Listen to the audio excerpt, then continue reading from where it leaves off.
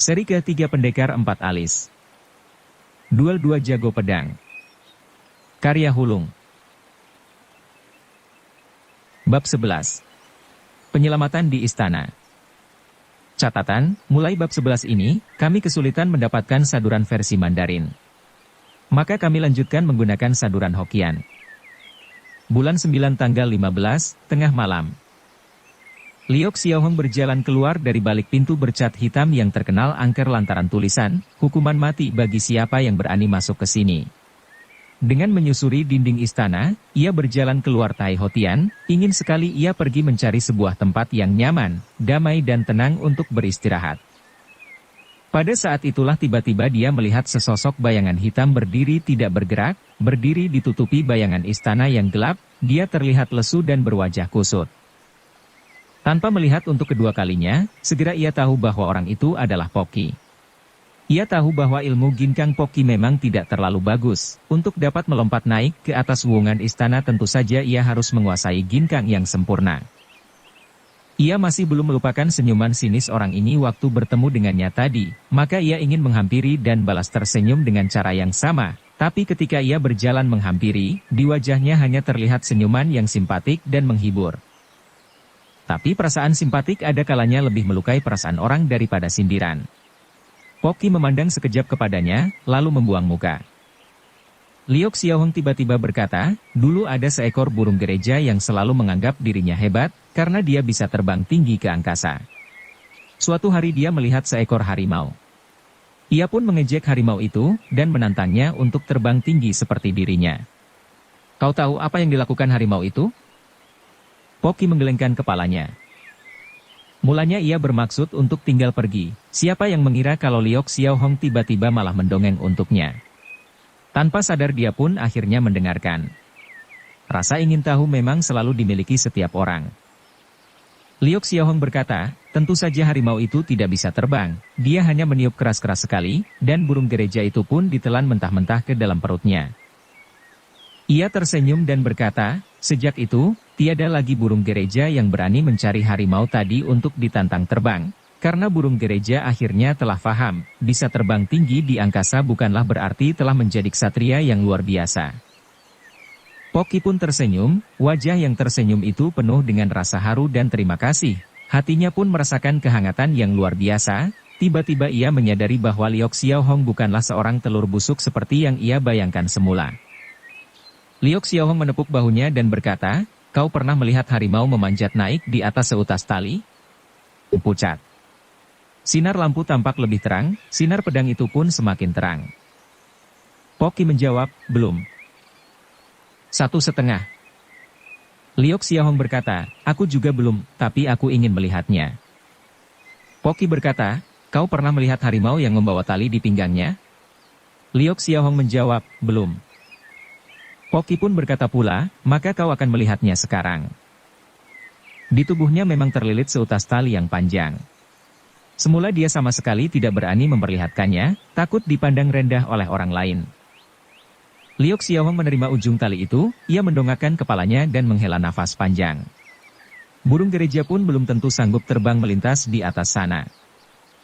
Bangunan istana itu seperti mata kail, kail yang menjulang tinggi ke angkasa seakan hendak menggaet rembulan.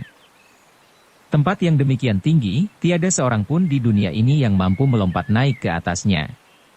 Liok Xiaohong pun tidak sanggup. Tapi dia punya cara. Dengan Poki mengawasi dari bawah, dilihatnya Liok Xiaohong merayap di dinding istana seperti seekor cecak, lalu bergerak melompat-lompat seperti seekor kera, dalam beberapa kali lompatan saja sosok tubuhnya sudah tidak kelihatan lagi. Karena tidak bisa melihat dengan jelas, Poki lalu menyelinap ke belakang. Dalam hatinya dia pun yakin bahwa di dalam bulim tiada seorang pun yang memiliki ginkang setinggi Liok Xiaohong. Dalam hatinya ia merasa bangga, karena ia telah menganggap Liok Xiaohong sebagai sahabatnya.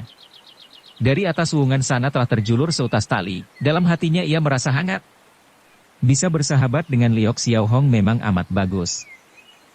Di bawah sinar rembulan, wuungan istana yang beratapkan genteng warna keemasan itu terlihat seperti sekeping dunia emas yang gemerlapan. Setelah mengikatkan ujung tali itu ke wuungan, Liok Xiaohong lalu memalingkan mukanya dan merasa terperanjat. Di atas wuungan ini seharusnya hanya ada 5 orang tamu undangan, tapi sekilas pandang ia melihat 13-14 orang yang memakai sabuk sutra yang bisa berubah warna, selain 5 orang undangan tadi. Huisyo jujur dan lain-lainnya malah berada di sisi lain wuungan itu. Ia tidak bisa melihat dengan jelas wajah orang-orang itu. Baru saja dia berdiri tegak, seseorang datang melompat menghampirinya. Wajah yang pucat, senyuman yang sinis, dia tidak lain adalah jago tangguh istana, Tinggo. Liok Xiaohong tak tahan untuk tidak bertanya, apa yang terjadi? Tinggo mendengus, aku ingin menanyakan hal yang sama padamu. Liok Xiaohong berkata, bertanya padaku?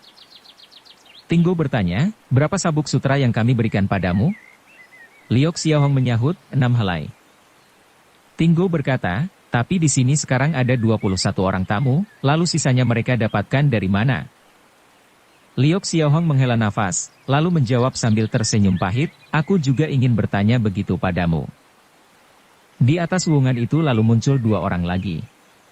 Incu berjalan dengan cepat di depan, sementara Xiao Xiang Kiam Hek Gui Chuhun mengintil dengan langkah yang santai, tenang dan mantap. Di tempat yang curam seperti lereng, licin, dingin dan tidak rata seperti ini, berjalan cepat tentu lebih sukar daripada melompat. Dalam kondisi begini, tapi tetap bersikap tenang, itu lebih-lebih sukar. Liok Xiaohong tahu bahwa jago nomor wahid dari istana, Xiao Xiang Kiam Hek, tentu memiliki ilmu yang sesuai dengan reputasinya. Ginkang dan Weikangnya pasti tidak lebih rendah daripada jago kungfu manapun di Bulim. Incu membuka suara, kalian bertanya ke sini, bertanya ke sana, apa yang telah kalian dapatkan? Liok Xiaohong memaksakan sebuah senyuman sambil menggelengkan kepalanya. Gui Chuhun berkata, urusan ini memang tidak bisa diputuskan dengan sepatah dua patah kata, sekarang belum waktunya bagi kita untuk menyelidiki hal ini. Incu bertanya, lalu apa yang harus kita lakukan? Gui Chuhun berkata, perkuat penjagaan, waspadalah terhadap perubahan. Ia berhenti sejenak, lalu melanjutkan, sampaikan perintah, perketat penjagaan di tempat ini, tidak seorang pun boleh berlalu lalang sekehendak hatinya. Incu menyahut, baik. Gui Chuhun berkata lagi, kita harus mengumpulkan semua tenaga, bila perlu kita pun harus memanggil seluruh pengawal termasuk yang sedang tidak bertugas. Sejak saat ini, siapapun boleh keluar, tapi tidak boleh masuk. Tinggo menyahut, baik. Jago-jago pengawal istana memang bukan orang sembarangan, naik turun wuungan istana itu bisa mereka lakukan dengan gampang. Gui Chuhun tersenyum pada Liok Xiaohong, lalu berkata, bagaimana kalau kita melihat-lihat tempat ini? Liok Xiaohong menyahut, bagus sekali. Sebenarnya tidak banyak yang bisa dilihat di tempat ini. Tidak seperti atap rumah biasa, tempat ini berbentuk persegi 4 yang luas, di sana-sini ada wuungan atap yang menonjol, persis seperti tanah perbukitan. Di sisi sini ada 13 orang yang berdiri terpencar, menunggu saat dimulainya pertandingan dengan tenang. Tiada yang berbincang satu sama lainnya.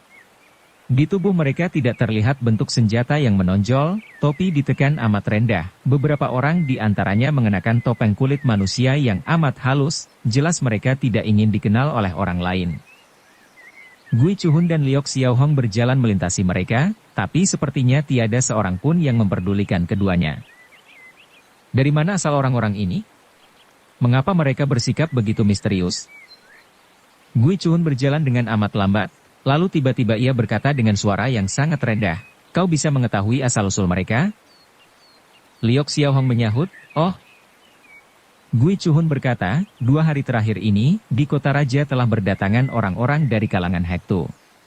Beberapa di antaranya adalah orang-orang angkatan tua yang telah lama mengasingkan diri, ada yang karena terkait dengan perkara hukum, ada pula jago-jago lihai yang menghindarkan diri dari kejaran musuh yang tangguh, semuanya bukanlah orang-orang yang baru sekali 2 kali terjun di kalangan Kang Ou. Liok Xiaohong menyahut, tak heran kalau mereka tidak mau identitas mereka yang sebenarnya terlihat orang.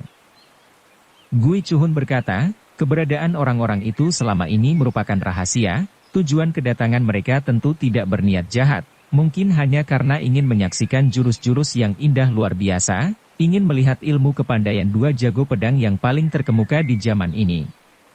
Liok Xiaohong menghela nafas, lalu berkata, kuharap begitu.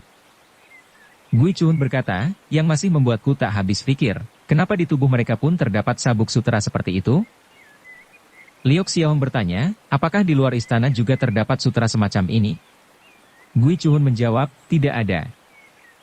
Ia lalu menjelaskan, kain sutra yang bisa berubah warna seperti ini hanya dimiliki oleh Kaisar Tai Heng Hongte, merupakan hadiah dari Persia. Awal mulanya memang tidak berjumlah banyak, sekarang mungkin hanya tersisa sebanyak 2 balok kain. Permaisuri Lian Kungli amat menghargainya. Liok Xiaohong tidak bicara lagi, tiba-tiba ia teringat pada Sukong Tising. Gui Chuhun berkata, aku juga tahu bahwa rajanya Raja Pencuri pun telah tiba di kota raja, bahkan sudah berada di sini. Liok Xiaohong tak tahan untuk tidak bertanya, menurutmu dia yang mencuri kain sutra itu? Gui Chuhun menjawab sambil tersenyum, urusan ini baru kita putuskan kemarin pagi, baru ditetapkan di antara kita, kain sutra semacam ini tiada nilainya di matanya. Barang yang tidak ada nilainya, tentu dia tidak mau mencurinya. Liok Xiaohong berkata, tapi kemarin malam. Gui Chuhun berkata dengan ringan, kemarin malam kami berempat beristirahat di dalam sepanjang malam, berjaga secara bergiliran, seandainya ada lalat yang bisa masuk, tentu dia tidak akan bisa keluar lagi. Nada suaranya terdengar penuh keyakinan, Liok Xiaohong menghela nafas lega, lalu berkata, karena itu kau benar-benar tidak mencurigainya. Gui Chuhun berkata, tidak. Liok Xiaohong berkata lagi, lalu siapa yang kau curigai? Gui Chuhun menekan suaranya serendah mungkin dan berkata, yang bisa mencuri kain sutra ini hanya 4 orang saja. Liok Xiaohong bertanya, 4 orang. Gui Chuhun berkata lagi, yaitu kami 4 bersaudara. Liok Xiaohong menghembuskan nafas dengan perlahan, sebenarnya dia ingin berkata begitu sejak tadi, tak terduga malah Gui Chuhun yang mengatakannya. Sepertinya Xiao Xiang Kiam Hek ini bukan saja orang yang teliti, dia pun suka berterus terang. Gui Chuhun berkata, tentu kau pun berpikir demikian. Menurut kabar di luaran, ada orang yang bersedia memberi 50.000 tael perak hanya untuk membeli sehelai sabuk sutera. Di kalangan Liok Lim, uang bisa didapatkan dengan mudah, tentu mereka berani memberikan tawaran yang lebih tinggi.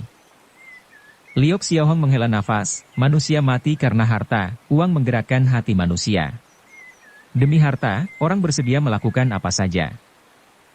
Gui Chuhun juga menghela nafas, katanya, Incu memiliki pergaulan yang luas, dia menganggap emas bagaikan sampah. Tinggo masih muda, jadi maklum saja kalau agak romantis. Loji meski agak serius dan berhati-hati, jiwanya lapang dan cita-citanya setinggi langit. Sudah lama dia ingin mendirikan sebuah perguruan ternama di kalangan Kangou, karena itu diam-diam dia tetap menjalin hubungan dengan teman-teman lamanya. Semua urusan ini membutuhkan biaya yang amat besar, gaji seorang pengawal istana tidaklah mencukupi untuk itu. Ia menatap Xiao Hong, lalu berkata pula, tapi mereka semua adalah saudara-saudaraku yang baik. Jika tidak mempunyai bukti yang kuat, walaupun di dalam hatiku sudah ada kecurigaan, tetap tidak boleh menyebutkannya, untuk menghindari pecahnya persahabatan di antara kami. Liok Xiao Hong berkata, kau ingin agar aku menemukan bukti itu untukmu. Gui Chuhun tersenyum dan berkata, kau memang sulit melepaskan diri dari urusan ini. Jika kau bisa menyingkap hal yang sebenarnya, bukankah itu akan mendatangkan kebaikan bagi semua orang? Liok Xiaohong tersenyum dipaksa. Tiba-tiba ia menyadari bahwa dirinya telah salah menilai orang ini, ternyata ada kalanya orang ini mirip dengan seekor rubah tua. Di atas wuungan Taihotian hanya terdapat beberapa orang. Selain Lao Sit Huishio, Sukong Tising, Poki yang baru saja naik dan Tong Tian Chiong, cuma ada Giam Jin Eng dan Ko Siong Kisu. Suma Ciih ternyata tidak datang, Ko Siong Kisu pun menjelaskan, dia ada urusan penting dan harus kembali ke Kang Lam, maka diberikannya sabuk sutra ini padaku. Liok Xiaohong mengerti bahwa, berdasarkan sifat Suma Ciih, tentu dia harus pulang kembali ke rumahnya. Dia juga tidak punya muka untuk mengucapkan selamat tinggal pada Liok Xiaohong. Sebagai seorang jago kenamaan di dunia Kangou, dia memiliki gengsi yang tinggi serta selalu ingin melindungi nama baik dan pamornya, tentu saja dia tidak mau membeli sabuk sutra yang tidak jelas asal-usulnya, sementara orang lain pun belum tentu mau menjualnya padanya. Karena itu orang-orang ini pun tidak muncul. Gui Chuhun berkata, sejak saat ini kami telah menutup jalan masuk ke istana terlarang, tidak ada lagi yang boleh masuk kemari. Liok Xiaohong berucap, Yap Koh Seng. Gui Chuhun menyahut, Pek In Seng Chu telah datang. Liok Xiaohong bertanya lagi, orangnya berada di mana? Gui Chuhun berkata, mereka sepakat untuk bertarung saat cusi. Antara pukul 11 hingga pukul 1 malam, aku telah mengatur agar dia beristirahat dulu di kamar tamu di Istana Qian Tiongbun, agaknya dia. Liok Xiaohong berkata, dia kenapa? Gui Chuhun menghela nafas, raut mukanya tampak pucat. Orang mengatakan bahwa dia baru saja sembuh dari luka yang berat, kelihatannya itu bukan cuma kabar burung saja. Ia tidak mengatakan apa-apa lagi. Tiba-tiba ia tersenyum dan berkata, beberapa orang temanmu itu tampaknya sedang menunggumu lewat, lakukanlah apa yang kau suka. Di sana memang tampak beberapa pasang mata yang sedang menatap Liok Xiaohong. Mata Sukong Tising seperti tersenyum, mata Lau Sithuisio tampak bersemangat, dan mata Giam Jin Eng dan Poki membayangkan perasaan terima kasih yang besar. Liok Xiaohong berjalan menghampiri dan menepuk pundak Giam Jin Eng. Dia tersenyum dan berkata, kenapa kalian datang terlambat? Giam Jin Eng menyahut, mulanya aku tidak berani datang. Liok Xiaohong berkata, tidak berani? Mengapa tidak berani? Wajah Giam Jin Eng tampak memerah, dengan berat hati dia pun menyahut sambil tersenyum, jika bukan karena bantuan Lau Sit Taisu, mungkin aku tidak bisa datang kemari. Liok Xiaohong berkata sambil tersenyum, Lau Sit Taisu. Baru pertama kali ini aku mendengar orang memanggilnya demikian. Dia menyeringai pada Lau Sithuisio, agaknya dia ingin mencari gara-gara dengan si Huisio. Siapa tahu, baru saja berjalan 2 langkah, tiba-tiba secepat kilat dia mencengkeram pergelangan tangan Sukong Tising. Sukong Tising ketakutan, katanya dengan tergagap, sabuk sutera sudah kuberikan padamu, mengapa kau masih mencari masalah denganku? Liok Xiaohong berkata dengan tenang, aku harus bertanya padamu, kedua sabuk sutera itu kau curi dari mana? Sukong Tising berujar, haruskah kuberitahukan padamu? Liok Xiaohong berkata, jika tidak kau katakan, akan kupatahkan tanganmu agar selamanya kau tidak bisa mencuri lagi. Tangannya pun tiba-tiba menjepit tangan Sukong Tising hingga mengeluarkan suara gemeretak. Sukong Tising menghela nafas. Dengan menahan sakit dia pun berkata sambil tersenyum, seandainya kukatakan, kau pun belum tentu percaya. Liok Xiaohong berujar, coba katakan. Sukong Tising berucap, kedua helai sabuk itu sebenarnya bukan kucuri, tapi orang lain yang membelinya lalu diberikan padaku, karena dia berhutang budi padaku. Liok Xiaohong bertanya, siapa orang itu? Sukong Tising berkata, orang itu menghamburkan beberapa puluh ribu tael perak untuk membelikan barang ini buatku. Jadi kalau aku membuka rahasianya begitu saja, tentu aku bukanlah seorang teman yang baik, setidaknya aku tidak boleh mengkhianati kepercayaannya dengan begitu cepat. Liok Xiaohong berkata lagi, kapan kau baru boleh mengungkapkan siapa dirinya? Sukong Tising menjawab, paling tidak 2 atau 3 hari lagi. 2 hari lagi mungkin hal itu sudah tidak menarik lagi, dan pengungkapan jati diri orang tersebut sudah tidak berguna lagi. Mata Liok Xiaohong tampak berkilauan, dia lalu berkata, apakah orang itu yang memintamu untuk menyimpan rahasianya selama 2-3 hari lagi? Walaupun Sukong Tising tidak mengakui, tapi dia pun tidak menyangkal. Liok Xiaohong berkata lagi, sekarang kau benar-benar tidak mau mengatakannya. Sukong Tising dengan enteng menjawab, jika kau patahkan tanganku ini, aku sudah bersiap-siap untuk mengganti pekerjaanku. Liok Xiaohong tahu bahwa di dalam melakukan pencurian si raja maling ini bahkan tidak kenal saudara, tapi dia tidak pernah mengkhianati sahabatnya, maka sambil tersenyum ia pun berkata, sebenarnya kau tidak perlu mengatakannya, aku sudah tahu siapa orang itu. Sukong Tising berkata sambil tersenyum, kau tahu? Kenapa tidak kau bisikan padaku? Liok Xiaohong berujar, kemarilah. Dia benar-benar membisikkan nama orang tersebut di telinga Sukong Tising. Senyuman Sukong Tising tiba-tiba lenyap, mata Liok Xiaohong pun bersinar-sinar karena dia tahu tebakannya tidak keliru. Akhirnya, petunjuk pun dapat ditemukan. Dia sudah berhasil meraba-raba persoalan ini, tapi masih belum mendapatkan benang terakhir yang akan merangkai seluruh perkara ini. Sukong Tising menghela nafas dan bergumam, orang ini bilang aku adalah siluman monyet, tapi sebenarnya dialah. Perkataannya terpotong secara tiba-tiba, Incu mendadak muncul di atas wungan dan berkata, Pek In Sencu, majikan benteng awan putih, telah datang. Di bawah sinar bulan terlihat sesosok bayangan berbaju putih, datang melayang seperti terapung di udara, seolah terbawa oleh hembusan angin. Ilmu ginkangnya amat tinggi, sama sekali tidak berada di bawah Sukong Tising. Sukong Tising menghela nafas dan berkata, tak kusangka Yap Koseng juga memiliki ilmu ginkang yang demikian tinggi. Mata Liok Xiaohong tampak menyorotkan sinar yang aneh. Setelah berdiam diri beberapa lama, akhirnya ia mengeluarkan suara dan berkata sambil tersenyum, jika ilmu ginkangnya tidak tinggi, bagaimana mungkin dia bisa mengerahkan jurus Tian Gua Huixian, dewa terbang di angkasa. Bulan telah berada di titik tertingginya. Di atas wungan istana itu telah penuh dengan manusia. Selain 13 orang tokoh misterius itu, juga ada 78 orang berpakaian seragam pengawal istana. Semua orang di istana kerajaan pun ingin melihat dua jago pedang yang paling ternama di zaman ini. Di bawah sinar bulan, raut wajah Yap Koseng benar-benar pucat tidak berwarna. Walaupun wajah Sebun Juisoat pun terlihat amat pucat, tetapi masih menampilkan sedikit warna kehidupan. Kedua orang ini sama-sama berpakaian putih seperti salju, tiada bernoda, wajah mereka pun sama-sama dingin tak berperasaan. Orangnya seakan telah berbaur menjadi satu dengan pedangnya, tajam, tanpa emosi. Kedua orang itu saling berpandangan, mata mereka seperti menyorotkan sinar yang amat tajam.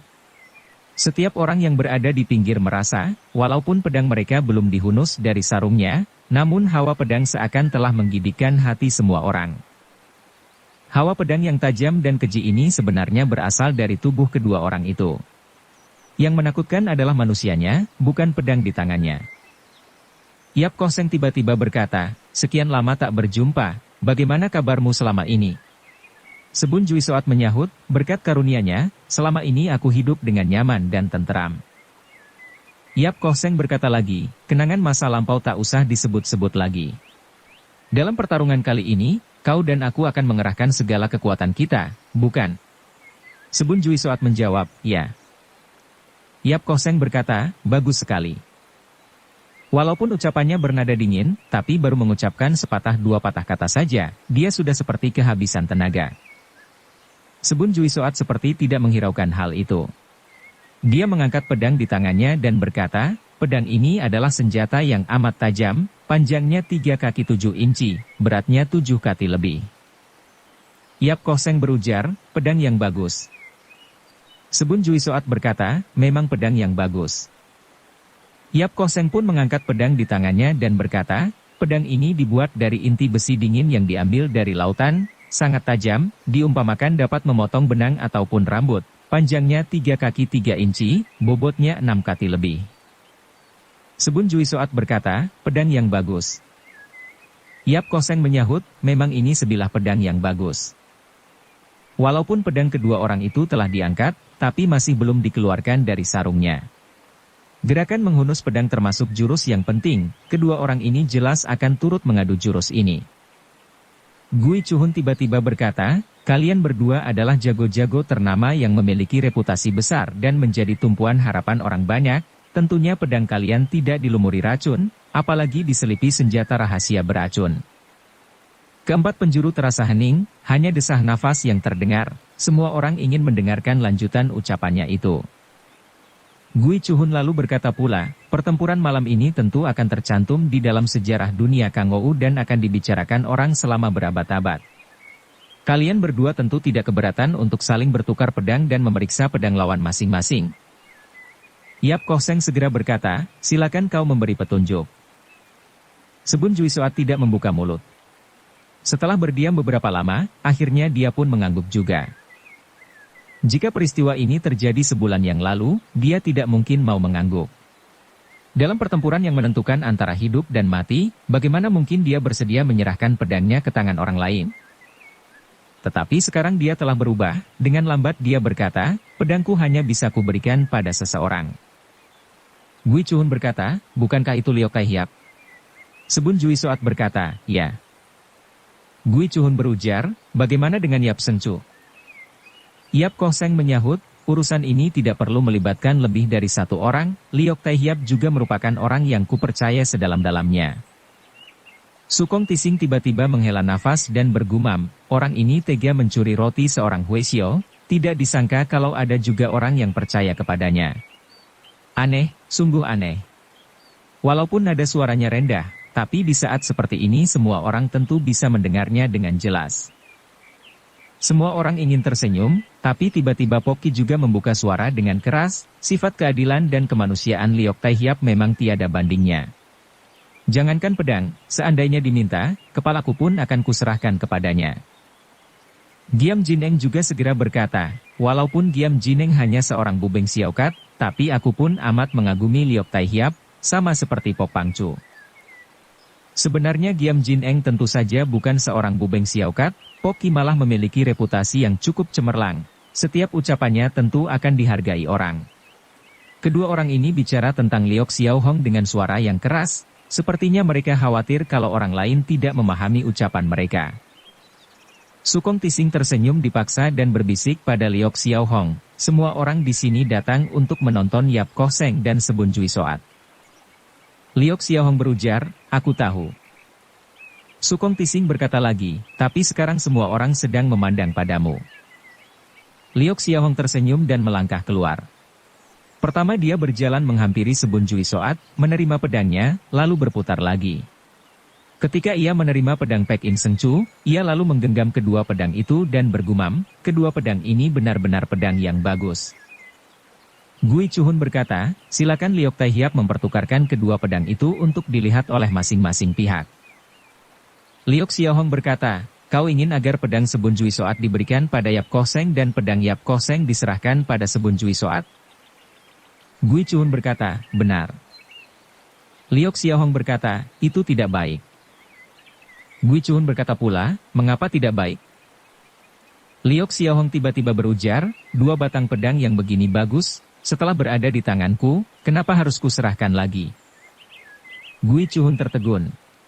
Semua orang pun tertegun. Liok Xiao Hong mengempit kedua pedang itu di ketiaknya, tangan pun bergerak, tahu-tahu kedua pedang itu sudah dihunus. Hawa pedang pun terpancar ke angkasa, sinarnya berkilau gemerlapan bulan purnama seakan kehilangan warnanya. Di dalam hatinya setiap orang pun bertanya pada diri sendiri, seandainya kedua pedang ini jatuh ke tanganku, apakah aku pun akan mengembalikannya? Liok Xiao Hong berkata, pedang pusaka hanya patut dimiliki oleh ksatria sejati, pepatah ini tentu pernah didengar setiap orang? Tidak seorang pun yang menjawab, tidak seorang pun yang tahu apa maksud ucapannya itu. Liok Xiao Hong berkata lagi, aku pernah mendengar pepatah itu, aku juga melihat kedua pedang ini tidak ada celanya. Pedang-pedang itu lalu disarungkan kembali. Tiba-tiba Liok Xiao Hong menjejakkan kakinya ke tanah, sebatang pedang lalu dilemparkan ke arah Sebun Jui Soat, pedang lainnya pun dilemparkan pada Yap Koh Seng, lalu dia membalikkan badannya. Semua orang merasa tertegun. Sukong Tising tak tahan untuk tidak bertanya, apa yang kau lakukan? Liok Xiao Hong berkata dengan ringan, aku ingin mereka mengerti bahwa, bila lain kali ada urusan seperti ini, jangan pernah mencariku lagi. Masalahku sudah terlalu banyak, aku tidak ingin menangani urusan yang membosankan seperti ini lagi. Sukong Tising bertanya, apakah ini urusan yang membosankan? Liok Xiao Hong berkata, dua orang yang tidak mempunyai permusuhan satu sama lain, tapi hendak menusuk kerongkongan dan tenggorokan lawannya, jika urusan ini tidak membosankan, lalu urusan apa lagi yang membosankan? Ia faham arti ucapan Liok Xiao Hong itu, dia tentu berharap Sebun Jui Soat dan Yap Koh Seng dapat mengendalikan nafsu membunuh mereka, pertarungan ini hanya mengadu teknik, tentu saja tidak perlu harus membunuh lawannya. Semua orang pun tentu saja memahami ucapan itu. Gui Chun mendengus dua kali, lalu berkata, waktu pertarungan yang telah ditetapkan ternyata sudah lewat. Besok pagi akan diadakan sidang istana, jadi pertarungan ini sebaiknya dibatasi dalam waktu setengah jam saja. Untuk menentukan yang kalah dan menang, jika bertarung di antara yang ahli, ada kalanya pertarungan cukup berlangsung dalam sejurus dua jurus saja, jadi waktu yang ditentukan itu tentu sudah cukup. Ia tidak mengungkit-ungkit urusan bertukar pedang itu lagi, duel yang menentukan akhirnya dimulai, setiap orang menahan nafasnya dengan perasaan tegang. Tangan kiri Sebun Jui Soat menggenggam gagang pedang dengan erat, tangan kanannya terulur sejajar dengan lutut. Di wajahnya tiada perubahan perasaan apapun. Orang ini memang seperti pedang yang terhunus dari sarungnya, tidak berperasaan, dingin dan tajam. Raut muka Yap Koh Seng kelihatan makin tak sedap dipandang. dia menggenggam pedangnya di belakang punggung, gerakannya tampak berat dan lamban, beberapa kali terdengar dia terbatuk ringan. Dibandingkan dengan Sebun Jui Soat, ia kelihatan lebih tua dan lemah, di mata sementara orang pun timbul perasaan simpatik. Pertarungan yang menentukan kalah dan menang ini, tanpa ditanya pun semua orang sudah bisa menduga bahwa Sebun Jui Soat akan unggul. Dia memang orang yang tidak berperasaan. Pedangnya lebih tak berperasaan lagi. Yap Koh Seng akhirnya membusungkan dadanya, menatap pedang di tangannya, lalu berkata dengan lambat, pedang pusaka ini memang senjata yang membawa hawa maut. Sejak muda aku sudah berlatih pedang, sampai sekarang sudah hampir 30 tahun lebih. Di dalam hatiku, sejak dulu aku sudah bertanya-tanya, di tangan siapakah aku akan menemui kebinasaanku. Sebun Jui Soat hanya mendengarkan. Yap Koh Seng menarik nafas dengan berat, lalu menambahkan pula, karena itu, dalam pertarungan hari ini, pedangku dan pedangmu tidak boleh bersikap lunak. Siapapun yang belajar pedang harus siap mati di bawah pedang, kenapa hal itu harus disesali? Sebun Jui Soat berkata, ya. Beberapa orang penonton di dalam hatinya bersorak. Mereka memang datang untuk menonton pertarungan hidup dan mati di antara dua jago pedang ternama ini. Jika tidak berlangsung dengan sengit, lalu apa bagusnya menyaksikan pertarungan seperti ini? Yap Koh Seng menarik nafas dalam-dalam dan berkata, silakan. Sebun Jui Soat tiba-tiba berkata, tunggu sebentar. Yap Koh Seng berkata, kita harus menunggu sampai kapan? Sebun Jui Soat menyahut, sampai luka itu tidak berdarah lagi. Yap Koh Seng berkata, siapa yang terluka, siapa yang berdarah? Sebun Jui Soat menjawab, kau. Yap Koh Seng terdiam. Ia menunduk dan menatap dadanya, tiba-tiba tubuhnya bergetar dengan keras dan mundur dengan limbung. Semua orang merubunginya, baru kemudian mereka melihat bahwa bajunya yang seputih salju itu telah ternoda-noda darah yang merah menyala. Dia benar-benar terluka, malah lukanya masih berdarah. Tetapi orang yang angkuh dan keras kepala ini hanya mengertakkan giginya dan tidak mau mundur setengah langkah pun walaupun dia tahu kalau dia akan mati. Sebun Jui Soat mendengus dan berkata, walaupun pedangku adalah senjata pembunuh, tapi tidak pernah membunuh orang yang sengaja menyerahkan dirinya untuk mati. Yap Koh Seng berkata dengan parau, aku sengaja menyerahkan diriku untuk mati? Sebun Jui Soat berkata, jika kau tidak bermaksud menyerahkan dirimu untuk mati, maka tunggulah sebulan lagi, aku pun akan menunggumu selama sebulan. Tiba-tiba dia membalikkan badan, lalu melayang pergi dan menghilang ke bawah wungan istana. Yap Koh Seng ingin menghentikannya dan berteriak dengan keras, kau. Baru saja berkata begitu, tahu-tahu mulutnya menyemburkan darah segar. Sekarang, jangankan hendak mengejar Sebun Jui Soat, untuk menyusul seorang bocah pun dia tak akan sanggup. Pertarungan ini tertunda begitu saja, perubahan pun terjadi demikian mendadak. Keadaan ini mirip seperti panggung sandiwara yang telah membunyikan genderang dan gembreng, penonton pun sudah penuh. Tahu-tahu si lelakon yang baru muncul mendadak pergi begitu saja, tentu saja semua merasa kecewa, termasuk para penabuh genderang dan pemukul gembreng. Sukong Tising tiba-tiba tersenyum, lalu tertawa terbahak-bahak. Lau Situesio mendelik padanya dan bertanya, kenapa kau tersenyum? Sukong Tising menyahut sambil tersenyum, aku tersenyum karena teringat pada orang-orang yang telah menghabiskan laksaan tael perak hanya untuk membeli sabuk sutra itu. Tapi senyumannya itu terlalu cepat. Saat itulah Liok Xiaohong melompat dan berseru dengan keras, hentikan. Senyuman Sukong Tising memang terlalu cepat. Tindakan Liok Xiaohong pun terlalu lambat. Tong Tianqiong telah melompat ke belakang tubuh Yap Koh Seng, mengayunkan kedua tangannya berulang kali. Segumpal pasir yang bagaikan awan gelap pun berhamburan. Serangan ini membuat Yap Koh Seng yang belum berdiri tegak merasa terperanjat. Mendadak ia melejit tinggi ke udara dan berjumpalitan beberapa kali, gerak-geriknya lincah dan gesit, sama sekali tidak seperti orang yang sedang terluka parah. Sayangnya dia tetap terlambat selangkah. Pasir beracun keluarga Tong, bila dihamburkan, amat sedikit orang yang mampu menghindarinya. Sekali dihamburkan, apalagi dalam jarak dekat, mustahil untuk bisa mengelakkannya. Hanya terdengar suara pekikan yang menyayat hati, tubuh Yap Koh Seng tiba-tiba roboh, di bajunya yang putih seperti salju terlihat banyak bintik-bintik gelap seperti awan hitam. Itulah Toh Hun Sah, pasir pengejar nyawa, dari keluarga Tong, kekejiannya jauh lebih menakutkan daripada ular berbisa. Sebagian besar orang di dunia Kangou tahu, asal sebutir saja dari pasir beracun itu mengenai wajah, maka bagian wajah yang terkena harus diiris. Jika sebutir saja mengenai tangan, maka tangan itu harus dipotong. Tubuh Yap Koseng sudah terkena pasir beracun itu, jumlahnya tidak terkira. Tiba-tiba dia bergulingan ke bawah kaki Tong Tianqiong, lalu mendesis keras, "Obat penawarnya, cepat berikan obat penawarnya." Tong Tianqiong mengkertakkan giginya dan berkata, "Toako dan Jikoku terluka di bawah pedangmu, walau tidak mati tapi sudah menjadi orang cacat.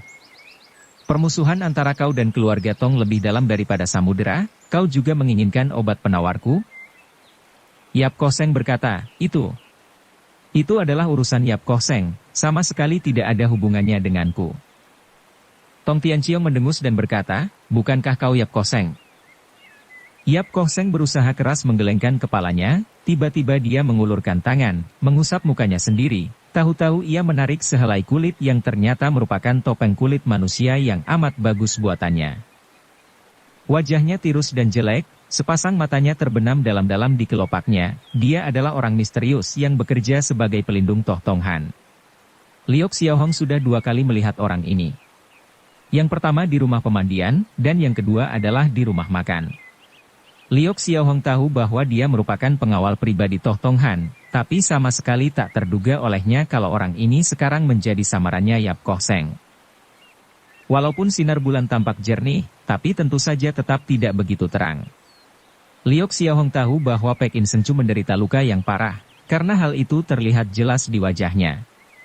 Tapi dia memang tidak akrab dengan wajah Pek In Seng Chu bila sedang tersenyum. Yap Koseng berasal dari daerah selatan Huangho. Di dunia Kangou hanya beberapa orang yang pernah bertemu dengannya. Kalau tidak demikian, tentu orang misterius ini tidak begitu mudah menyamar sebagai dirinya, walaupun menggunakan topeng yang amat bagus buatannya, apalagi di hadapan begini banyak orang yang bermata tajam. Mata Tong Tianqiong sudah memerah, dengan tertegun dia memandang orang itu dan menghardik dengan keras, "Siapa kau? Di mana Yap Koseng?" Orang itu membuka mulutnya hendak bicara, tapi lidahnya terasa kaku dan kejang, tak bisa mengucapkan sepatah kata pun. Pasir beracun keluarga Tong benar-benar mampu mengejar nyawa dan merenggut kehidupan dalam waktu yang amat singkat. Tong Tianqiong tiba-tiba mengeluarkan sebuah botol kayu dari bajunya, membungkukkan badan, dan menuangkan obat penawar ke dalam mulut orang itu. Untuk mengetahui keberadaan Yap Koseng, tentu saja nyawa orang ini harus diselamatkan. Selain dia, tidak ada lagi orang yang tahu di mana Yap Koseng berada. Siapapun tak menduga kalau Pek In Seng Chu yang tiada tandingan itu akan digantikan oleh orang lain dalam pertarungan ini. Sukong Tising berkata sambil tersenyum getir, "Sebenarnya apa yang terjadi? Aku merasa seperti orang bodoh." Liok Xiaohong berkata, "Yang bodohkan kamu, bukan aku." Sukong Tising bertanya, "Kau tahu mengapa Yap Koseng melakukan hal ini? Kau tahu di mana dia berada?" Mata Liok Xiaohong tampak bersinar-sinar. Tiba-tiba dia melompat bangkit, lalu menatap Gui Chuhun dan berkata, "Kau tahu Taikam tua yang bermarga Ong?" Gui Chuhun bertanya, "Maksudmu Ong Chongkoan?" Liok Xiaohong berujar, "Bisakah dia mencuri sabuk sutra itu?" Gui Chuhun menjawab, "Sebelum putra mahkota naik tahta sebagai kaisar, Ong Chongkoan selalu mengiringinya belajar di Lam Siu Hong. Setelah Tai Heng Hong wafat, dia pun menjadi orang kesayangan kaisar yang sekarang." Liok Xiaohong mengulangi pertanyaannya tadi, "Aku hanya bertanya, kecuali kalian, bisakah dia mencuri gulungan sabuk sutra itu?" Gui Chuhun berkata, "Bisa." Mata Liok Xiaohong bersinar semakin terang, tiba-tiba dia bertanya lagi, "Apakah sekarang kaisar sudah tidur?" Gui Chuhun berkata, "Setiap hari kaisar bekerja keras mulai dari pagi hari hingga malam, karena itu beliau selalu cepat tidurnya." Liok Xiaohong pun berujar, "Di mana beliau tidur?" Gui Chuhun menjawab, "Walau sudah lama naik tahta, kaisar masih melakukan kebiasaan lamanya seperti waktu masih menjadi putra mahkota, yaitu membaca buku, karena itu beliau sering beristirahat di Lam Siu Hong." Liok Xiaohong berkata, "Di mana letak Lam Siu Hong? Cepat bawa aku ke sana." Incu segera menukas, "Kau ingin kami membawamu menghadap kaisar? Apa kau sudah gila?" Liok Xiaohong menyahut, "Aku tidak gila. Tapi jika kalian tak mau membawaku ke sana, kalianlah yang akan segera menjadi gila." Incu mengerutkan keningnya, orang ini benar-benar gila. Bukan hanya bicara tak keruan, tapi dia juga menginginkan kepala kami pindah dari tempatnya. Liok Xiaohong menghela nafas dan berkata, aku tidak mau kepala kalian pindah dari tempatnya, tapi aku ingin kepala kalian tetap berada di sarangnya. Gui Chuhun merenung dalam-dalam, tiba-tiba ia berkata, aku mempercayaimu untuk sekali ini saja. Incu berseru, kau benar-benar hendak membawanya ke sana. Gui Chuhun mengangguk dan berkata, kalian juga ikut denganku. Tiba-tiba terdengar suara jeritan yang menyayat hati, tahu-tahu sebuah batok kepala manusia menggelinding di atas wuungan istana itu. Kemudian sesosok tubuh tanpa kepala pun tampak bergelinding. Dilihat dari pakaiannya, jelas dia adalah salah seorang pengawal istana. Gui Chuhun berpaling dengan terkejut. Ternyata 12 orang tokoh misterius itu telah membekuk 6 orang pengawal istana, sementara seorang laki-laki berbaju ungu tampak memegang sebatang golok yang berlumuran darah. 13 orang misterius yang tadinya seakan tidak kenal satu sama lain, sekarang telah bergabung. Incu berteriak, kalian berani membunuh orang di sini? Kalian tahu kalau hukumannya adalah penggal kepala? Orang berbaju ungu itu menjawab, aku tidak peduli, yang dipenggalkan bukan kepalaku. Incu menegakkan tubuhnya dan bersiap hendak menghunus pedangnya. Orang berbaju ungu itu segera berkata dengan dingin, kalau kau berani bergerak, maka akan kami binasakan beberapa orang lagi. Incu benar-benar tidak berani bergerak. Tapi tiba-tiba dari mulutnya mulai berhamburan caci maki yang kotor. Segala macam makian yang kasar pun dikeluarkan. Siapapun tak menduga, orang yang berkedudukan tinggi seperti dirinya pun bisa memaki seperti itu. Laki-laki berbaju ungu menjadi naik pitam dan berseru, hentikan makianmu itu. Incu mendengus dan berkata, aku tak boleh bergerak, masa mencaci maki orang pun tidak boleh? Orang berbaju ungu berkata, siapa yang kau maki? Incu menyahut, masa kau tidak tahu siapa yang kumaki? Kalau begitu biar aku mencaci maki sekali lagi. Ia pun memaki semakin kasar dan kotor. Mata orang berbaju ungu itu menjadi merah. Dia pun mengangkat goloknya, tapi tiba-tiba, seret, tahu-tahu sebilah pedang telah menembus dadanya. Darah segar pun muncrat. Terdengar seseorang berkata, dia suka mencaci maki orang, kebetulan aku suka membunuh. Ucapan itu tidak lagi terdengar dengan jelas oleh laki-laki berbaju ungu. Dalam sekejap mata, setelah dia mati, Tinggo pun menarik kembali pedangnya. Incu, Gui Chuhun dan Liok Xiaohong yang berada di depannya segera memburu maju. Seketika terdengar bunyi gemertak tulang yang berantakan. Bunyi gemertak tulang yang susul menyusul. Sinar bulan yang menerangi jalan tampak jernih seperti air, tapi sinar bulan yang menerangi wuungan istana terlihat dingin dan mengenaskan. Darah pun membanjir di atas genteng istana yang berwarna keemasan itu, mengalir cepat jatuh ke bawah. Ke-13 orang misterius itu sekarang telah bergelimpangan semua, tidak ada lagi orang yang peduli tentang asal-usul mereka.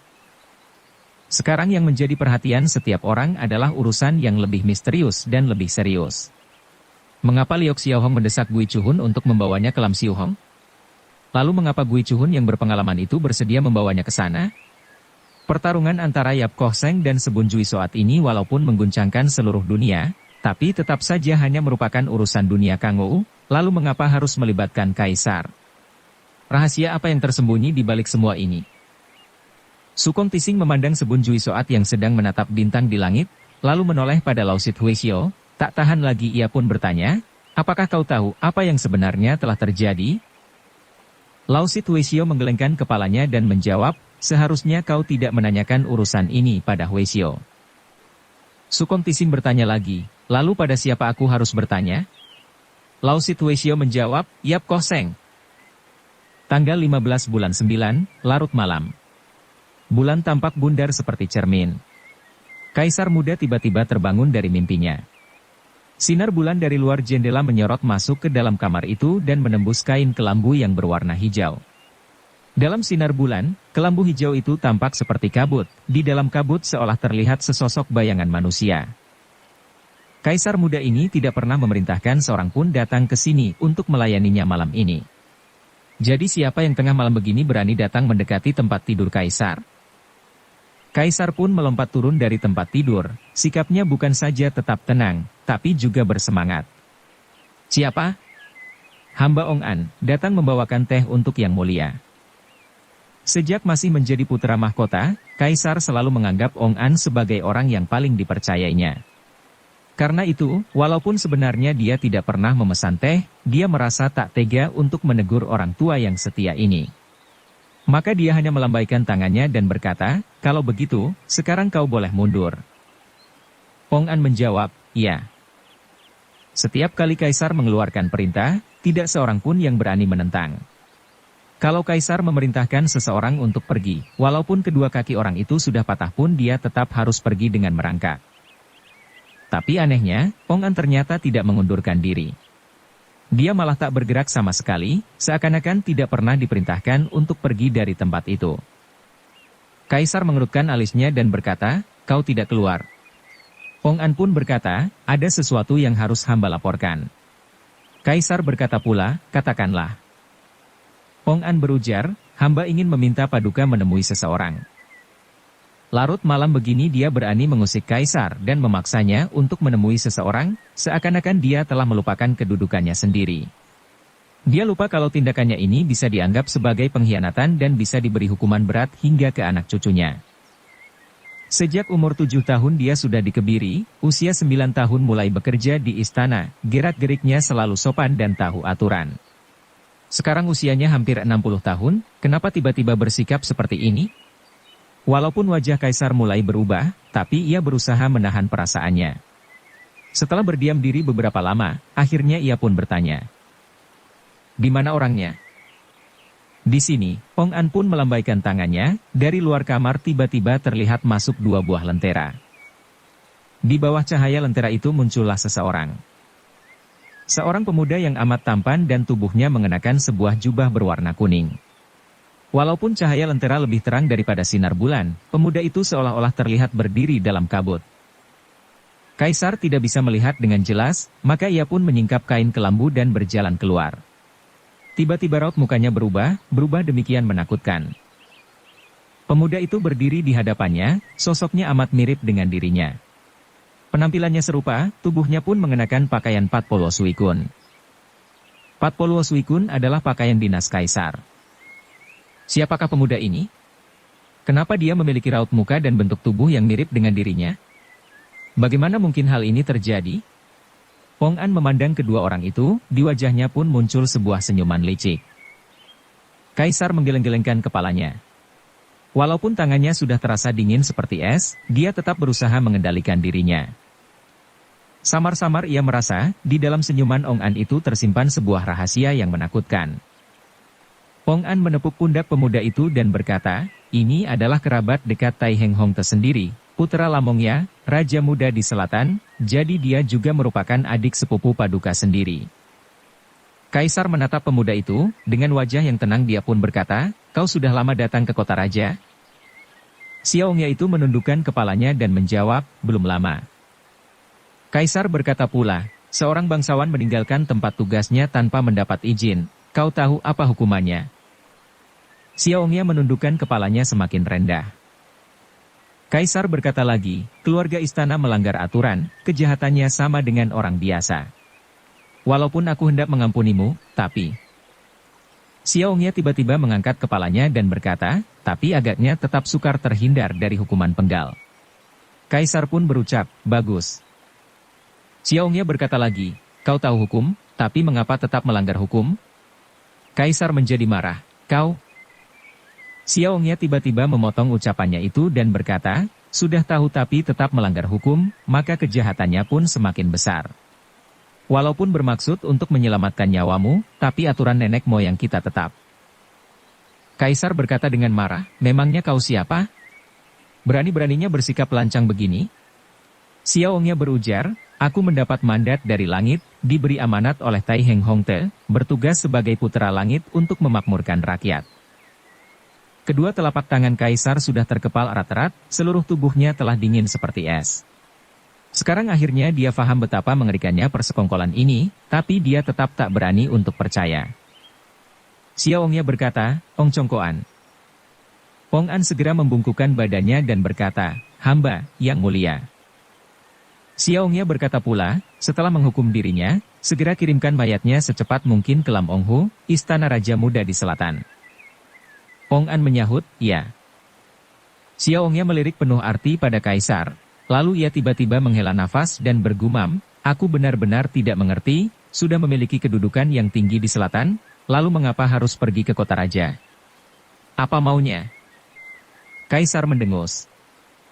Akhirnya dia benar-benar memahami rencana busuk orang-orang ini. Mereka hendak menggunakan pemuda ini untuk menyaru sebagai dirinya, lalu dia sendiri akan dibunuh dan mayatnya dikirimkan ke Lam Onghu sebagai pengganti Xiao Ongya.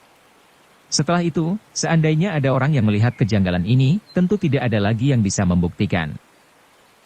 Ong An berkata, keluarga Kaisar melanggar aturan, kejahatannya sama dengan orang biasa. Karena kau juga tahu hal ini, lalu apa lagi yang bisa kau katakan? Kaisar pun berujar, hanya satu. Ong An berkata, katakanlah, aku akan mendengarkan. Kaisar kembali berkata, bagaimana kalian bisa merencanakan hal ini? Ong An berkedip-kedip beberapa kali, akhirnya dia tertawa dan berkata, sebenarnya aku tidak ingin mengatakannya, tapi aku tak bisa menahannya. Kaisar berujar, katakanlah. Ong An berkata, terus terang, waktu Lo Ongya datang ke kota raja, kami pun menyadari bahwa kau dan Xiao Ongya benar-benar mirip, maka kami lalu merencanakan hal ini. Kaisar berkata lagi, dia sudah membelimu? Ong An berujar, aku bukan hanya suka berjudi, aku pun suka makan enak. Bicara sampai di situ, sorot matanya pun tanpa kenal malu, tampak mulai berkilauan. Sengaja dia menghela nafas, lalu menambahkan, karena itu pengeluaranku tidak sedikit, maka aku pun harus mencari sumber penghasilan tambahan. Kaisar pun berkata, nyalimu tidak kecil. Ong An berkata, nyaliku sebenarnya tidak begitu besar. Urusan yang tidak aku yakini 9 bagian bakal berhasil, tidak akan pernah kukerjakan. Kaisar berkata pula, jadi kau merasa yakin 9 bagian dalam urusan ini? Ong An berkata, mulanya kami juga mengkhawatirkan Gui Chuhun dan teman-temannya, tapi sekarang kami sudah mendapatkan cara untuk membuat mereka pergi. Kaisar berucap, oh. Ong An berkata lagi, seperti orang yang gila catur, jika mendengar 2 orang juara catur akan bertanding, apakah dia mau berdiam diri begitu saja? Jawabannya tentu saja tidak. Ong An berkata, orang yang belajar pedang pun sama. Jika tahu 2 orang jago pedang yang paling ternama akan bertanding, mereka tentu juga tidak mau ketinggalan. Kaisar tiba-tiba bertanya, apakah maksudmu pertarungan antara Sebun Jui Soat dan Yap Koseng? Ong An tampak terperanjat dan berkata, kau juga tahu? Kau juga kenal kedua orang itu? Kaisar berkata dengan perlahan, kedua orang ini mempunyai reputasi yang hebat, tak heran kalau Gui Chuhun pun sampai tertarik. Ong An dengan enteng berkata, tidak salah ucapanmu itu. Kaisar berkata pula, untunglah masih ada orang yang tidak tertarik untuk pergi ke sana. Baru saja beberapa patah kata itu diucapkan, tiba-tiba terdengar suara, sret, tahu-tahu keempat dinding ruangan itu seperti membelah dan 4 orang pun melesat masuk. Tinggi keempat orang ini tidak sampai 2 kaki, sosok tubuh, perawakan dan pakaiannya benar-benar mirip satu sama lain. Mereka berwajah jelek, bermata kecil, berhidung besar, berbibir sumbing, tampangnya pun menggelikan. Tapi pedang di tangan mereka sama sekali tidak menggelikan. Pedang mereka yang panjang itu memancarkan sinar berwarna biru, hawanya dingin menggigitkan. 3 orang di antaranya menggunakan sepasang pedang, sementara yang seorang lagi hanya menggenggam sebilah pedang. 7 pedang menari-nari dan meliuk-liuk di udara, seperti tetesan air hujan yang menyebar ke segala penjuru, sinarnya terang menyilaukan sehingga orang yang memandang pun akan sukar membuka matanya. Mereka bukan lain adalah 4 bersaudara keluarga Hai dari Hui Haipo, benteng ikan terbang, Jit Seng Tong Imbun San. Keempat orang ini adalah saudara kembar. Walaupun masing-masing tidak memiliki kepandaian yang terlalu tinggi, tapi apabila mereka bergabung dan bekerja sama, menggunakan ilmu pedang andalan keluarga mereka, Hui Hicit Seng Kiam, ilmu pedang ikan terbang 7 bintang, dan membentuk Jit Seng Kiam Tin, barisan pedang 7 bintang, maka walaupun kekuatan mereka belum terhitung jagoan kelas 1, tapi tidak banyak orang yang akan sanggup mengalahkan mereka. Mereka bukan saja orang-orang yang aneh, tindak tanduknya pun seringkali membingungkan orang lain. Tak terduga kalau mereka sekarang bekerja di istana kerajaan dan malah menjadi pengawal pribadi kaisar sendiri. Sinar pedang mereka membuat wajah kaisar tampak berkilauan. Kaisar tiba-tiba berkata, serang. 7 bilah pedang memancarkan cahaya kemilau ke segala penjuru, hawa pedang pun segera mengurung Xiaowongya dan Ong An. Raut wajah Ong An berubah warna beberapa kali. Tiba-tiba Xiaowongya melambaikan tangannya sambil berseru, gempur. Bersamaan dengan suara seruan itu, sebuah sinar pedang mendadak datang melesat, kecepatannya tidak kalah dengan kecepatan kilat yang mengguncangkan awan dan menggetarkan langit, laksana biang lala yang tiba-tiba muncul di siang hari bolong. Seluruh hawa pedang tadi seperti terkurung, tiba-tiba terdengar suara, tring, tring, tring, tring, sebanyak 4 kali. Terlihat 4 kilauan sinar pedang, tahu-tahu seluruh hawa pedang di angkasa tadi tiba-tiba menghilang. Begitu pula dengan sinar pedang tadi, yang tersisa hanyalah sebilah pedang. Sebilah pedang antik yang indah dan berukuran panjang. Pedang ini tentu saja bukan pedang 4 bersaudara Hai dari Hui Haipo tadi. Pedang keempat bersaudara itu semuanya telah patah, sementara mereka berempat pun sudah bergelimpangan di lantai. Pedang ini berada di dalam genggaman seorang laki-laki berpakaian putih seperti salju, berwajah pucat, bermata dingin seperti es dan bersikap angkuh, tak kalah angkuhnya dengan pedang itu sendiri. Sang kaisar berdiri dengan tenang di hadapannya. Tapi orang ini seperti tidak memandang sebelah mata pun padanya. Sorot mata kaisar tampak berubah beberapa kali, akhirnya ia berkata dengan perlahan, Yap Koh Seng. Laki-laki berbaju putih itu menjawab, tak kusangka kalau seorang kaisar pun mengenali orang gunung seperti diriku. Kaisar berkata pula, Tian Gua Huisian, dewa terbang keluar langit, dengan sebilah pedang menghancurkan barisan 7 bintang, benar-benar ilmu pedang yang bagus. Pek In Sencu menyahut, memang ilmu pedang yang bagus. Kaisar berkata, mengapa jago pedang sepertimu pun menjadi seorang penyamun? Yap Koh Seng menjawab, menang adalah raja, kalah adalah penyamun. Kaisar bergumam, kalah adalah penyamun. Yap Koh Seng mendengus, lalu berkata pula, silakan. Kaisar pun bertanya, silakan apanya? Yap Koh Seng berkata pula, ketenangan dan pengalaman yang diperlihatkan Paduka, tentu hanya dimiliki oleh orang-orang yang memiliki ilmu kungfu luar biasa. Jika yang mulia terjun ke dunia Kangou, tentu termasuk dalam kelompok 10 jago paling top. Kaisar tersenyum dan berkata, pandangan mata yang tajam. Yap Koh Seng berujar, sekarang kaisar bukan lagi kaisar, perampok pun bukan lagi perampok. Di antara kaisar dan perampok, yang berkuasa adalah pemenangnya. Kaisar berucap, ucapan yang bagus, yang berkuasa adalah pemenangnya. Yap Koh Seng berkata pula, pedangku sudah berada di tangan. Kaisar berujar, sayangnya, walaupun tanganmu sudah menggenggam pedang, tapi di hatimu tidak tersimpan pedang. Yap Koh Seng bergumam, di hatiku tidak tersimpan pedang. Kaisar berkata pula, pedang adalah kebenaran, pedang melambangkan keadilan. Di hati orang yang jahat, mana mungkin tersimpan pedang? Wajah Yap Koh Seng pun berubah warna. Dia lalu mendengus dan berkata, saat ini sudah cukup kalau di tanganku telah tergenggam pedang. Kaisar berujar, oh. Yap Koh Seng berkata lagi, pedang di tangan bisa melukai orang, tapi pedang di hati hanya bisa melukai diri sendiri. Kaisar tersenyum, lalu tertawa terbahak-bahak. Yap Koh Seng berkata dengan dingin, keluarkan pedangmu. Kaisar menyahut, aku tidak membawa pedang. Yap Koh Seng pun mendengus, kau tidak berani menerima tantanganku? Kaisar tersenyum dan berkata, aku berlatih ilmu pedang putra langit, tujuannya adalah mengamankan dunia dan menenteramkan rakyat. Jika kunci semua masalah sudah berada di tangan, semua pertempuran tentu akan dimenangkan. Ia menatap Yap Koh Seng, lalu menambahkan dengan lambat, mati konyol bukanlah perbuatan yang akan dilakukan oleh seorang putra langit. Wajah Yap Koh Seng yang pucat tampak semakin pucat, tangannya menggenggam pedang lebih kencang. Lalu ia berkata, kau lebih suka tanganmu terikat menunggu kematian? Kaisar berkata, aku menerima mandat dari langit, kau berani bersikap kasar. Tiba-tiba terdengar suara Liok Xiao Hong yang menghela nafas, kau seharusnya tidak datang, aku pun seharusnya tidak datang. Tapi sayangnya, kita berdua telah datang. Yap Koh Seng berujar, ya, sayang. Liok Xiao Hong berkata pula, benar-benar sayang. Yap Koh Seng menghela nafas sekali lagi, tiba-tiba pedang di tangannya mulai menari-nari laksana pelangi.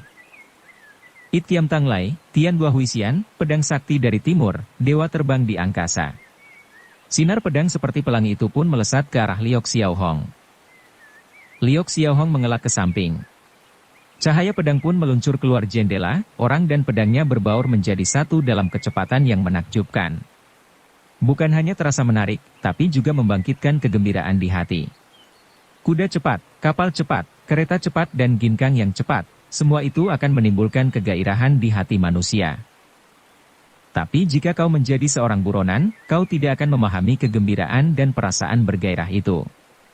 Yap Koh Seng adalah orang yang amat menyukai kecepatan, baik itu di tengah lautan, di Pekinsia, kota awan putih, di malam hari yang cerah dan terang benderang, dia suka mengerahkan ginkangnya dalam hembusan angin malam, melesat kencang di bawah sinar bulan.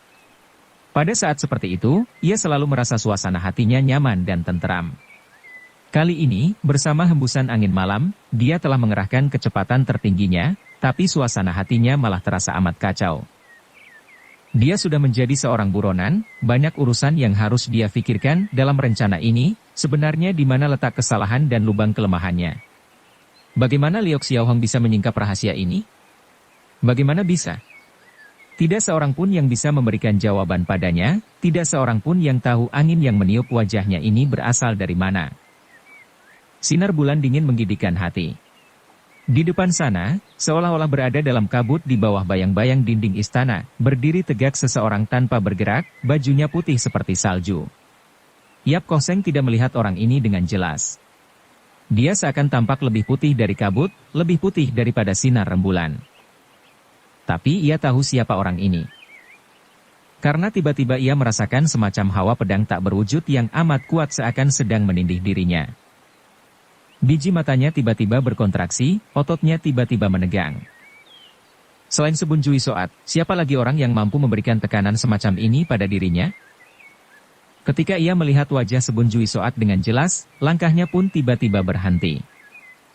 Di tangan Sebun Jui Soat sudah tergenggam pedang, pedangnya masih di dalam sarung, tentu saja bukan pedang itu yang memancarkan hawa pedang tersebut. Orangnya lah yang lebih tajam, lebih cepat dan lebih tak berperasaan daripada pedangnya. Saat sorot mata kedua orang ini bentrok, seperti dua bilah pedang tajam yang saling beradu, hawa pembunuhan yang terbias pun terasa sangat menggigitkan hati. Mereka berdua tidak bergerak, tapi hawa yang muncul dari balik ketenangan itu jauh lebih kuat, jauh lebih menakutkan daripada suatu gerakan. Sebun Jui Soat tiba-tiba berkata, "Kau belajar pedang?" Yap Koh Seng menyahut, "Aku adalah pedang." Sebun Jui Soat berkata pula, "Kau tahu belajar pedang itu harus berlandaskan apa?" Yap Koh Seng berujar, "Katakanlah." Sebun Jui Soat berkata, "Berlandaskan pada kejujuran." Yap Koh Seng berucap, "Kejujuran." Sebun Jui Soat berkata lagi, "Hanya orang jujur yang bisa mencapai puncak ilmu pedang. Orang yang tidak jujur bahkan tidak berhak membicarakan ilmu pedang." Biji mata Yap Koh Seng tiba-tiba berkontraksi. Sebun Jui Soat menatapnya, lalu berkata, "Kau tidak jujur." Yap Koh Seng terdiam beberapa lama, tiba-tiba dia pun bertanya, "Kau belajar ilmu pedang?" Sebun Jui Soat menyahut, "Ilmu pengetahuan tidak berhingga, ilmu pedang tiada batasnya."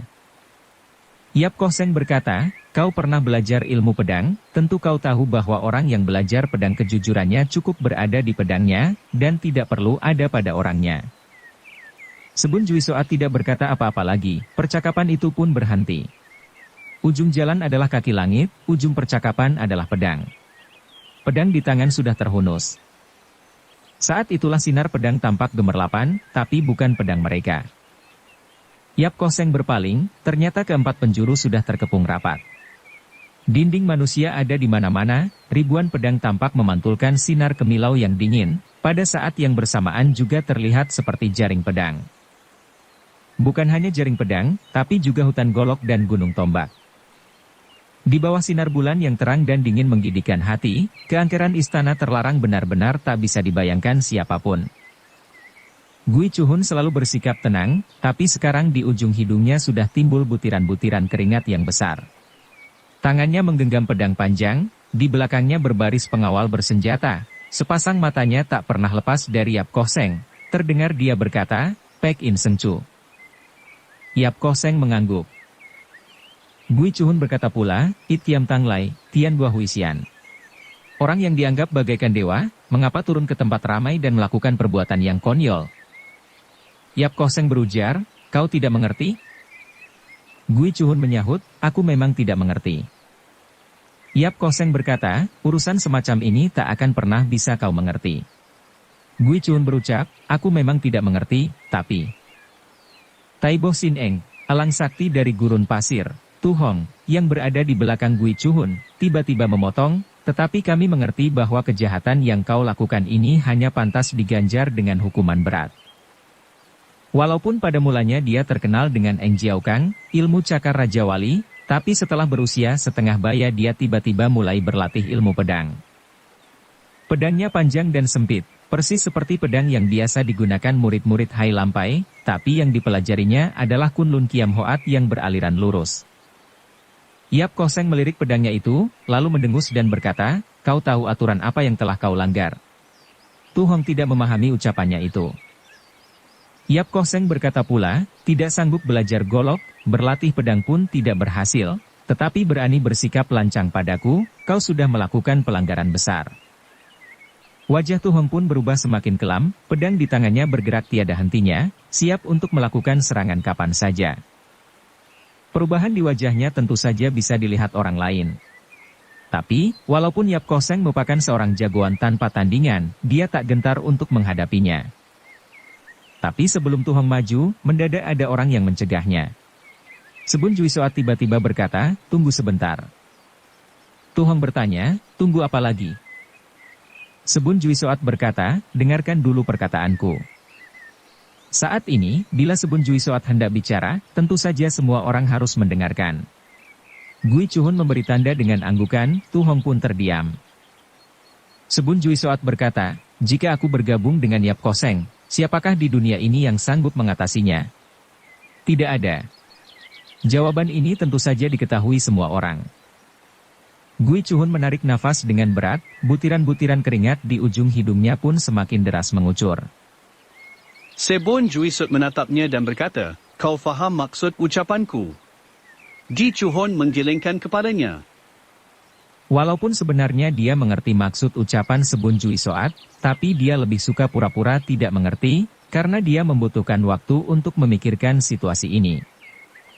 Sebun Jui Soat berkata, sejak belajar pedang pada usia 7 tahun, sampai sekarang aku belum pernah bertemu tandingan. Yap Koh Seng tiba-tiba menghela nafas, lalu ia berkata, kesepian dan kesunyian yang dialami oleh orang yang belajar pedang sampai di tingkat tertinggi, mana mungkin orang-orang ini mengetahuinya. Mengapa kau bicara pada mereka? Sebun Jui Soat menatapnya, di matanya terlihat sorot yang amat aneh. Setelah terdiam beberapa lama, akhirnya ia berkata dengan lambat, malam ini adalah malam bulan purnama. Yap Koh Seng berujar, Sebun Jui Soat berkata pula, kau adalah Yap Koh Seng. Yap Koh Seng kembali berucap, Sebun Jui Soat melanjutkan, kau memegang pedang, aku juga. Yap Koh Seng hanya menggumam, Sebun Jui Soat kembali berkata, karena itu, akhirnya aku bertemu tandinganku. Tiba-tiba Gui Chuhun memotong, jadi kau tidak akan membiarkan dia menjalani hukuman mati? Tu Hong berseru, kau tidak peduli pada hukum? Sebun Jui Soat berkata, saat ini aku hanya meminta Yap Koh Seng untuk segera bertarung denganku. Mengenai hidup atau mati, hina atau terhormat, aku tidak peduli. Gui Chuhun berkata, tampaknya di matamu pertarungan ini bukan saja lebih penting daripada hukum, tapi bahkan lebih penting daripada nyawamu sendiri.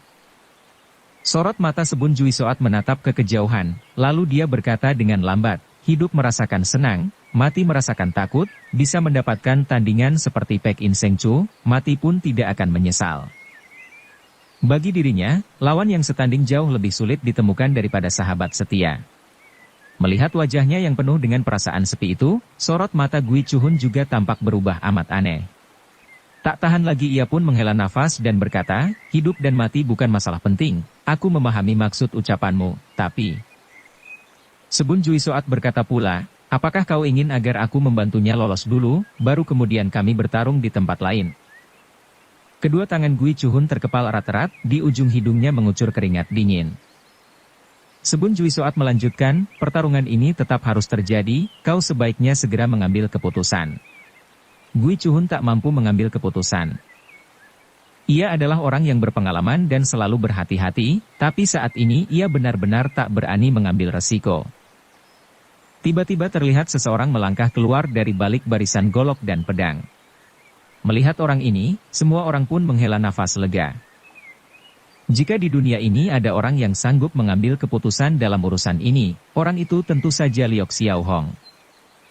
Walaupun bulan yang bersinar terang mulai menghilang di barat, tapi kabut belum mulai terangkat. Liok Xiaohong mengalihkan pandangannya dari sang rembulan, lalu matanya menatap Sebun Juisoat.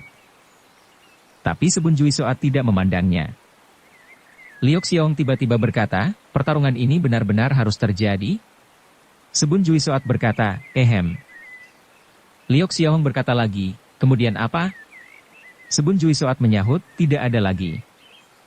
Liok Xiaohong berkata pula, maksudmu, setelah pertarungan ini berlangsung, tidak peduli kau menang atau kalah, maka urusan akan berakhir sampai di situ. Sebun Juisoat menjawab, ya. Liok Xiaohong tiba-tiba tersenyum, lalu dia berpaling dan menepuk pundak Gui Chuhun serta berkata, kau sudah mengambil keputusan untuk urusan ini. Gui Chuhun menyahut, aku. Liok Xiaohong berkata pula, jika aku adalah kau, aku tentu saja akan mempersilakan mereka untuk segera memulai pertarungan. Gui Chuhun berujar, coba jelaskan. Liok Xiaohong berkata, karena pertempuran ini, tak peduli siapapun yang menang atau kalah, akan menguntungkan semua pihak dan tidak merugikan kalian sama sekali. Lalu apalagi yang harus ditunggu? Gui Chuhun mempertimbangkan dengan serius. Liok Xiaohong berkata pula, keuntungan yang kusebutkan itu adalah keuntungan yang akan diperoleh oleh pihak ketiga dalam sebuah pertarungan. Gui Chuhun merenung, matanya melirik ke arah Yap Koseng, lalu beralih pada Sebun Juisoat, dan terakhir pada Liok Xiaohong. Akhirnya ia menghela nafas panjang dan berkata, walaupun malam ini adalah malam bulan purnama, tapi tempat ini bukanlah puncak istana terlarang. Liok Xiaohong berucap, maksudmu, kita harus kembali ke istana. Gui Chuhun tersenyum dan berkata, karena pertarungan ini harus terjadi, mengapa kita membiarkan orang yang telah datang dari tempat ribuan li melakukan perjalanan yang sia-sia? Liok Xiaohong pun tersenyum dan berujar, Xiao Xiang Kiam Hek benar-benar orang yang bijaksana. Gui Chuhun juga menepuk pundaknya, lalu tersenyum dan berkata, dan Liok Xiaohong benar-benar Liok Xiaohong. Bersambung ke bab 12. Dukung kami dengan subscribe, follow, like, komen dan share. Terima kasih.